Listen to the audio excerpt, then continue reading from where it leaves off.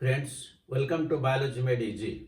We are discussing the chapter Mineral Nutrition, where in the previous video we have discussed what are the different essential minerals and what is their role and how the essential was determined with the help of hydroponics.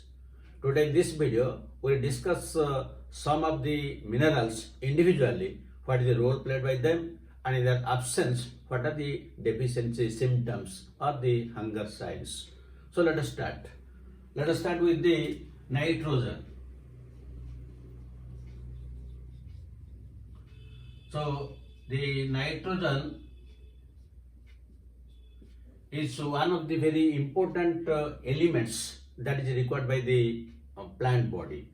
And this nitrogen, usually we can tell that it is required in greatest amount out of all the elements. This can be absorbed from the soil, usually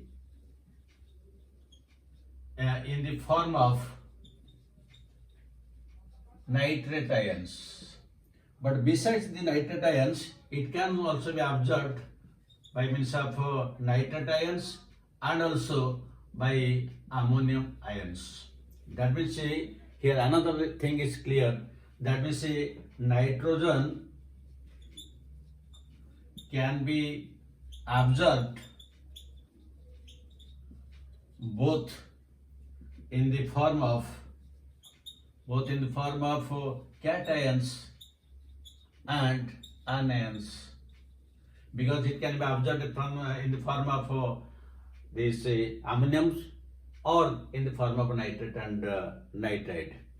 Another important thing is nearly or more than 70% of the atmosphere consists of nitrogen. But this nitrogen is not directly available to the plants. But this nitrogen is fixed in the soil, and from the soil it is usually absorbed in these forms. That means nitrogen is available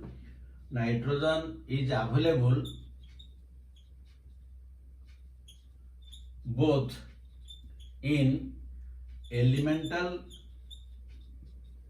and non-elemental form.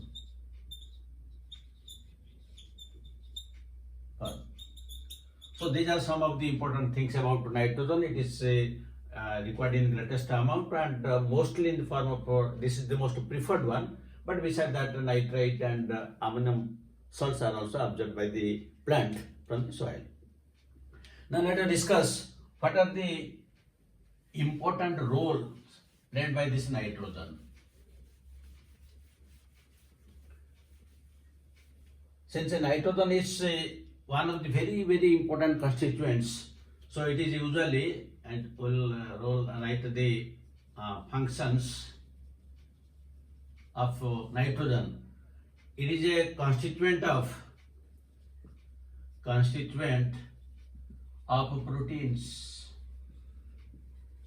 So when it is a constituent of a protein, naturally it must be constituent of amino acids, because without amino acids there can be no proteins. Another thing, usually most of the enzymes are proteins. That means this is also constituent of the enzymes. Then the next, they are the constituents of nucleic acids. That means DNA and RNA. And when the nucleic acid they require the nitrogen, that means all the nucleotides. That means they are also the constituent of nucleotides. Now, another important thing, the different energy carriers like ATP, GTP, CTP, UTP, they are also nucleotides.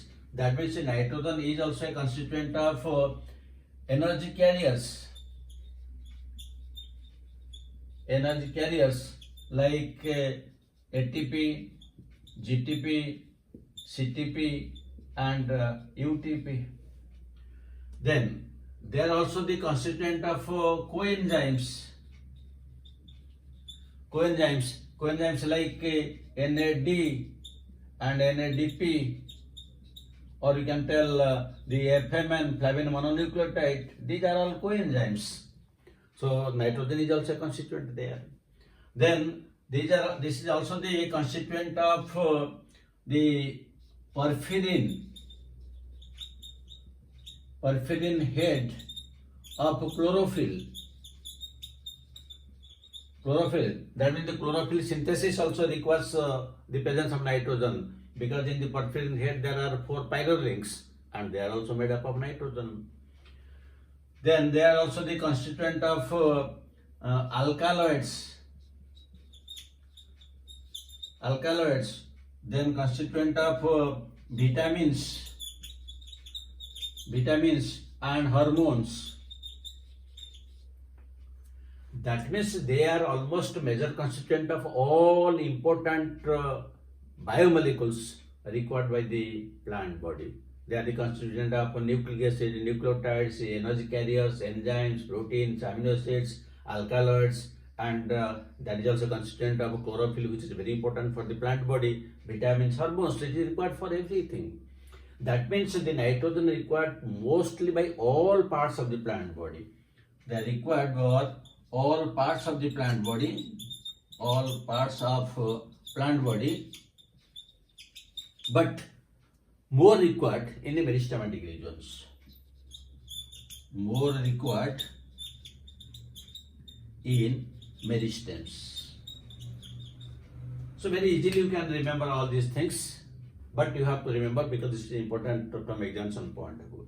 Now let us see, if this nitrogen will be deficient for the plant body, what will be the hunger signs? What are the different deficiency symptoms?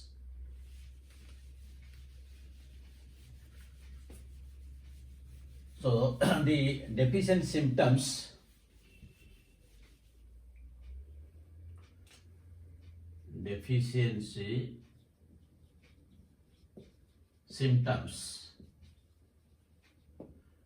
one very important thing is, usually nitrogen is mobile. So when it is mobile, naturally after absorption by the roots, it will move to the upward parts of the plant body, like the shoot meristem, leaf meristem, and upper parts. That means if this nitrogen will be deficient, since they are found in the upper parts of the plant body, the lower parts will suffer fast. That means since it is mobile, the symptoms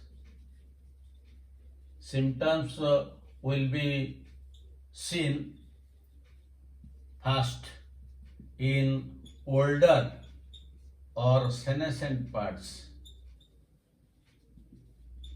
because in the lower parts of the plant body they are less. So when it is deficient, naturally the shortage will be first observed in these places, the lower parts. Now the second important point is, in its absence there will be chlorosis.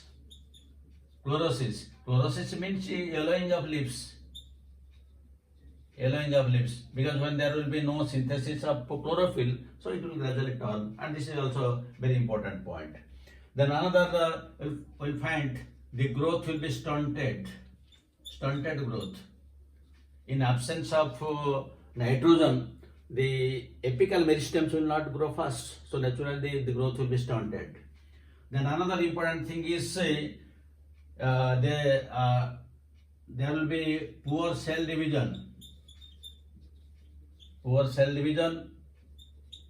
Then there will be, we can write delayed flowering.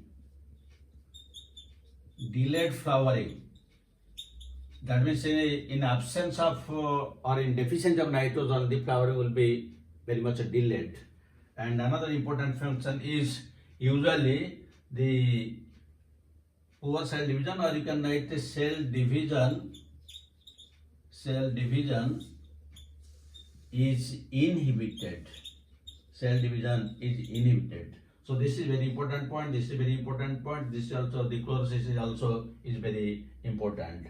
And usually it leads to one disease, that is a red leaf of cotton. This is the usual disease caused in case of cotton, that is a red leaf, that we say the leaf of the cotton plants turn red. So that is the one of the disease. Sorry. So these are the important functions of the nitrogen. That means all parts of the plant body will be affected, but these are the quick symptoms. Now next let us discuss another one. The second one, let us discuss phosphorus.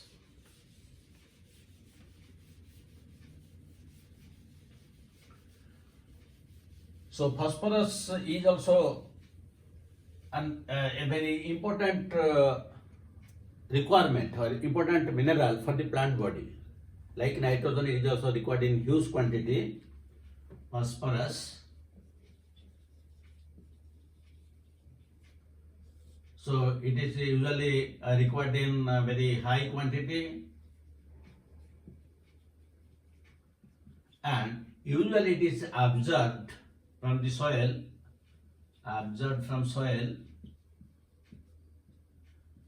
in the form of H2PO4 or HPO4 S2. In these two forms usually they are observed. Now let us discuss the different functions carried out by phosphorus. So the first and very important function is, this is usually required for all cell membranes, because the phosphorus is one of the important constituent of the cell membranes. Why? Because in the cell membrane we will find phospholipids. So phospholipids means phosphorus is there. So that is very important constituent of the cell membranes. Then another thing is they are also the constituent of nucleic acids and nucleotides. As you know that when a nitrogen base combines with the sugar, it gives rise to a nucleoside. But when phosphoric acid reacted, it gives rise to nucleotides. And when so many nucleotides are polymerized, it gives rise to nucleic acid like DNA and RNA. So that is also very important. Then another way is they also act as energy carriers. Energy carriers means again ATP, GTP, CTP and UTP. From this P also you can guess adenosine triphosphate, guanosine triphosphate. That means 3 phosphate molecules are there, and when these phosphate bonds break, then we get the energy. So it is also the energy carrier. Then also it is very important for phosphorylation process.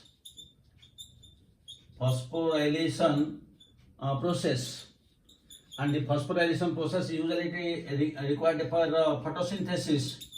In photosynthesis there is cyclic and non-cyclic photophosphorylation, and also in respiration there is phosphorylation. In photosynthesis there is photophosphorylation. Here there is photophosphorylation. That means the formation of ATP takes place in presence of light, while in respiration there is oxidative phosphorylation. Due to oxidation reactions, the phosphate molecules are synthesized. So that is for phosphorylation both in photosynthesis and respiration. The phosphorus plays a very important role. Then amongst some other important things, like the biological, it is not only a component of only cell membrane. It is a component of almost all biological membranes.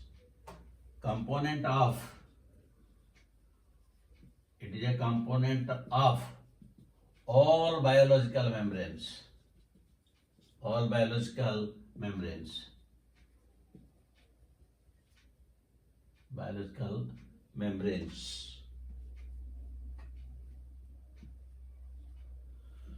So these are some of the important functions of phosphorus.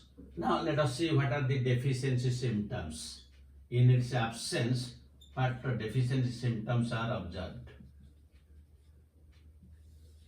So one of the deficiency symptoms is that there will be poor metabolism.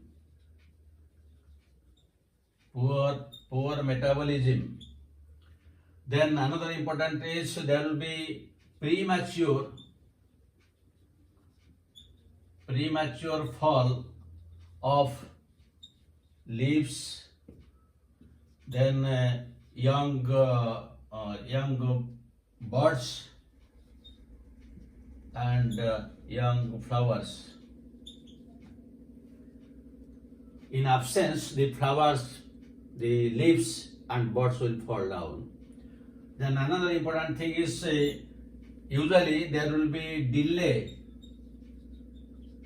in seed germination.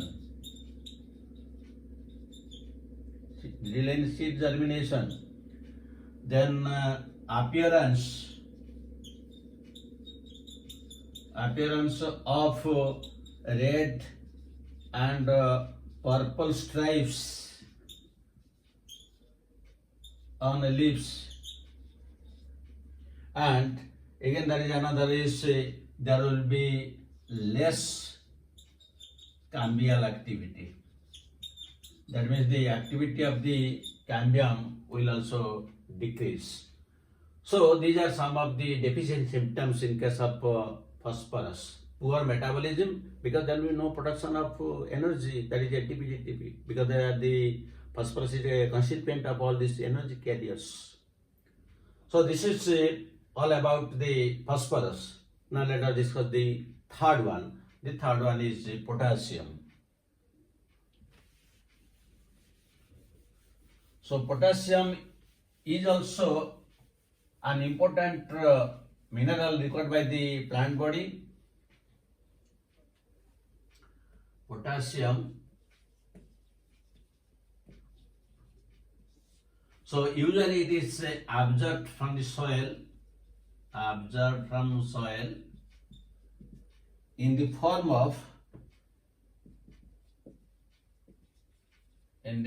of potassium ions. They are usually absorbed, and usually we will discuss the different functions. Number one, usually potassium is not a constituent of the cell membranes or anything, but still then it is its presence, its role is very important for the plant body. So not a constituent of important components, but it plays important role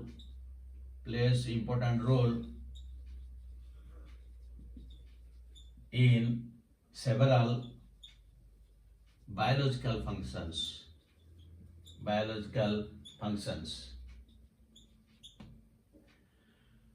Second, it is mostly required by the meristematic regions or meristematic tissues. This is very important. The next point is it is required for opening and closing of stomata. Why it is required for opening and closing of stomata? Because it is required to maintain the turgidity of the guard cells. Usually when potassium ion enters the cell, the osmotic concentration increases and it absorbs water. So usually it maintains turgidity of all cells. So when it absorbs the potassium ions, the osmotic concentration increases, there is end osmosis, and there will be bulging of the outer walls and the stomatal pore will open. So it plays a very important role for opening and closing of stomata. Then another role is it is involved in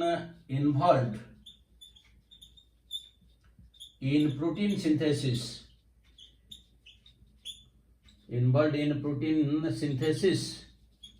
And it takes part in activation of several enzymes. So these are some of the important functions, and another also function is there. Usually, it is very much required, as I have told you. It is important in the meristem tissues. That means here you can mention that is leaf tip, stem tip. In these areas, they are very much required, because when these cells will divide, the turgor pressure is very important. So these are some of the important functions. Now let us discuss what are the deficiency symptoms.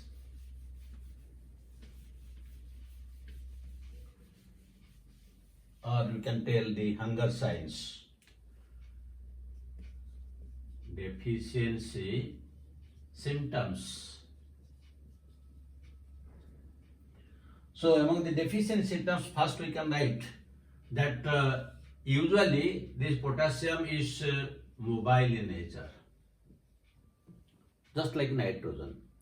When it is a mobile nature, after it is absorbed by the roots, since it is mobile, it will move to the upper parts of the plant body. That means when there will be deficiency, that deficiency symptoms will be first observed in the older and senescence part, that means in the lower parts of the plant body. It is mobile, so deficiency symptoms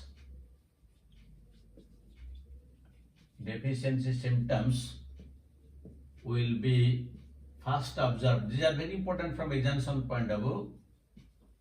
First observed in lower, old and senescent parts. This is very important.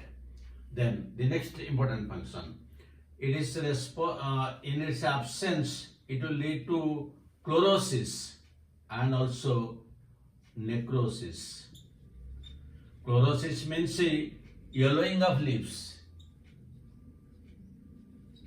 and necrosis means will find the dead cells. That means the leaf, some dead cells will be found. That is necrosis, this chlorosis. These are very important. Very important, you have to remember. Then another important is it leads to, or it to inhibition of cell division. Inhibition of cell division. So this is also very important. Another is lodging of cereals. Now what is this lodging of cereals? Usually cereals means the crop plants like rice, wheat, all this the crop plants. If wind will blow in high speed, then all these plants will just bend down and they will come in contact with the wet soil or in water. So in that case, the grains are destroyed. There will be no harvest. That is known as lodging. But if potassium ions will be applied, since it maintains the turgidity of the cells, that means the plants will remain straight. Even if there is wind, they will not bend down. So that is one of the very important deficiency symptoms. In absence of the potassium, usually the cereals then lodge down. Then another important function you can take out, lowering of response to desiccation. That means when there will be the very cold temperature is there, the temperature is very low, there is every possibility that the plants will be desiccated. But if there will be sufficient amount of potassium ions, the chance is very less. So in the symptoms, the desiccation will be lowered. The power of resistance will be lowered. Then another important function is there will be very poor secondary growth. So these are some of the deficient symptoms. So we have discussed three different minerals, the nitrogen, phosphorus and potassium. The remaining we'll discuss in the next video, but let us discuss one or two questions.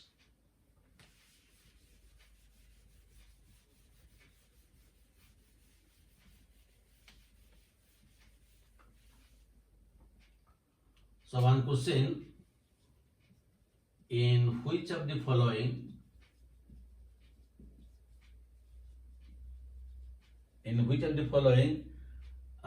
chlorosis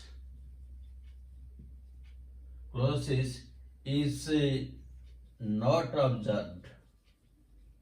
In which of the following chlorosis is not observed in its deficiency? So one choice we can go for nitrogen. The second choice you can go for phosphorus. Then the third choice you can go for potassium. And the fourth choice you can go for all of the above. So we have discussed this during our discussion. Now the second question we can take, that inhibition of cell division inhibition of cell division